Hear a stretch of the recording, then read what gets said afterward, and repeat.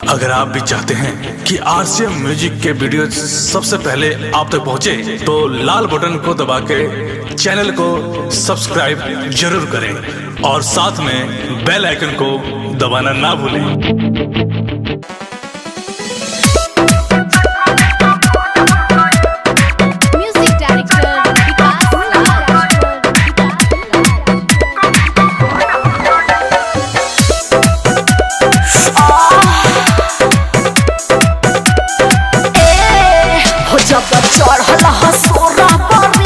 काहे हो बढ़े रोजो जो बनबो रे खीस की बत्ती सा नंबर हो गई। अरे पहले पानी लागे खइलू का दानी दादा धरहर की चक्कर को मोड़ हो गई।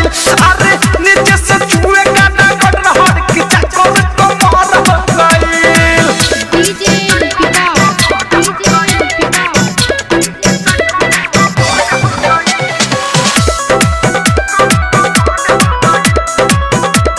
ए बाबू सुना जब मारी में आँख कच्चा कुछ देख लइका होले बच्चा को मोटैलू कैसे रानी हो बोले में बाटे कौन सच। मोटैलू कैसे रानी हो बोले में बाटे कौन कोनो सच। मारे ना ये में खरोच हो कोनो मारे ना ये में खरोच रे ये मोरा कर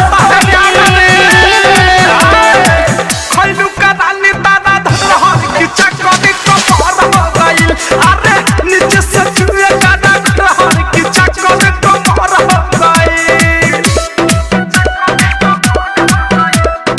दंगल रिकॉर्डिंग स्टूडियो नोनोरा।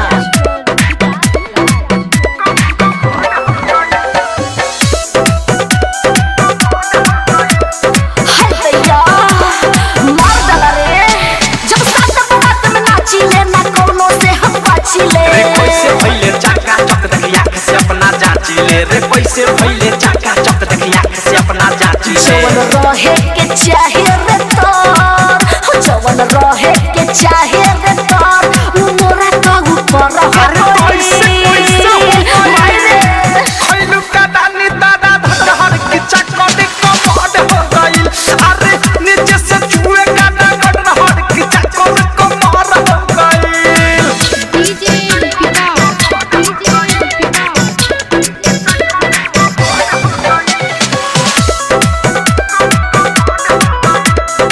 अरे हट बाबू पिसा जइबा तोर बात लगता दीता रे सुन तो से कहेली अनीता रे प्रेमी औत से सुनाए जान तोर लौ के चोली के फीता रे। कहे प्रेमी औत से सुनाए जान तोर लौ के चोली के फीता रे। एगो लइका से मिल ले नी रात एगो लइका से मिल ले नी रात रे उहे बड़ा चर हो गई।